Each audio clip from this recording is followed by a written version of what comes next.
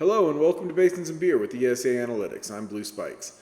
Today I'm going to take us all the way out of the application and focus more on the website and how you get into the application. I want to make sure everybody understands what this application is for, what you're going to get out of it. You can see the text on the screen. It says Smarter Oil and Gas Insights. That's what we're trying to give you. And if you've had access to this kind of data before, you've paid tens of thousands or hundreds of thousands of dollars a year for it. With our application, you're going to pay $100 a month. So that's a big difference. And we are doing this because we want everyone to use oil and gas data to make this industry more profitable, more efficient, and just better overall. So to get started, I should probably turn my little video bug off so you can see the entire screen.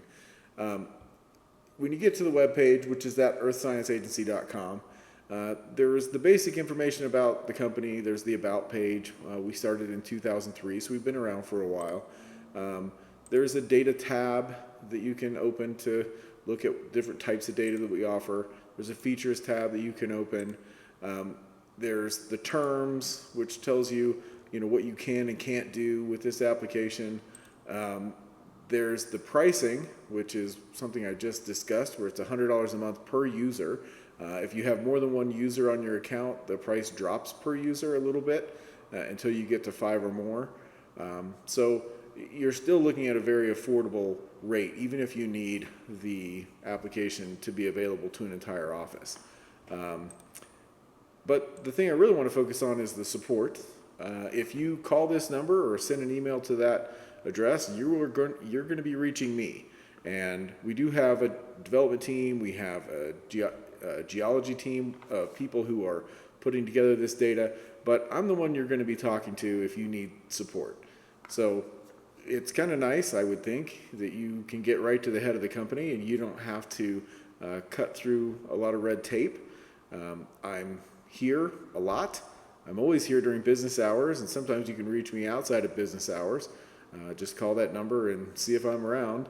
I'm not just here to answer questions. I'm also here to address problems, whether you find a bug or if there's some data missing or if there's a log that you really need and we don't have it, or surveys that you're aware of that we don't have. You simply reach out and let me know, and I will add it. That is going to be unique compared to any other company you could possibly work with who does this kind of work, especially for this price. The fact that I'm here operating essentially as your geotech for this price, I don't think you can beat it. So I hope you will give it a try. And speaking of giving it a try, we do have a free trial. It is a 3-day trial by default. If you need more time than that, if you're a student, if you're just an interested party and you think it's going to take more time to evaluate, simply reach out to me and I'll give you a longer trial. To get a trial, you don't need a credit card. You simply enter your email address and your name, create a password, basically set up an account, and you're off and running. Again, you don't need a credit card. You can just jump in and start using it. If you feel like you need more information than is on the website, you can scroll down, and there is more information here, including coverage and some of the features and some bullet points on what you're going to get out of the application. But there's also links to LinkedIn and Facebook and X, where I talk about this application quite a bit.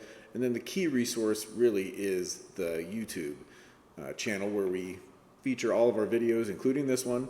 So if you want to see this application in action or see how it works or just get more information, that's probably the best resource. So once you have an account, whether it's a free trial or you have a subscription, you log in.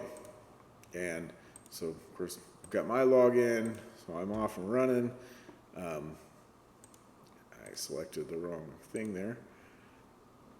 Okay, so once I log in, it takes me right to this screen. If you watch any of my videos, you should recognize this screen.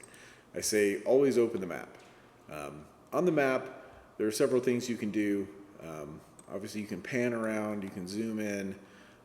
It is very reactive. It's not the kind of application where you zoom in and then it reloads a bunch of data and you have to wait, and you zoom in, it reloads a bunch of data. That kind of a shaky application, I don't like those, so we didn't build it that way. It does mean that there's more time on the front end when you first load a basin, so you need to load all the data first, so it takes 10 or 15 seconds.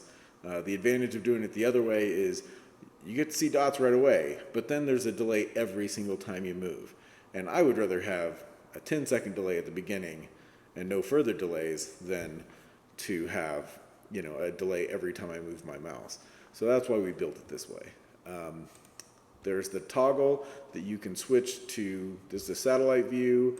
Here's the topographic view, or the general grayscale view. This is what I typically use. If you want to see things like faults for the entire country, you can turn that on. This layer is available when you pick a region as well, and we are filling in more of these states as we move around the country.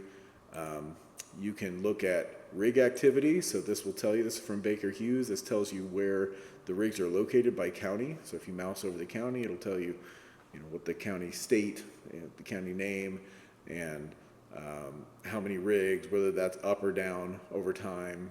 So that's kind of a cool layer. You can look at our distribution of wells by county. So that you see this in a lot of my posts. This just shows our current coverage. I just released Mississippi today, so it'll take another, 24 hours or so to show up on the map.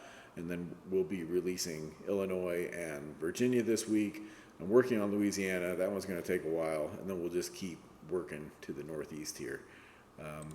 You can look at it by state if you prefer.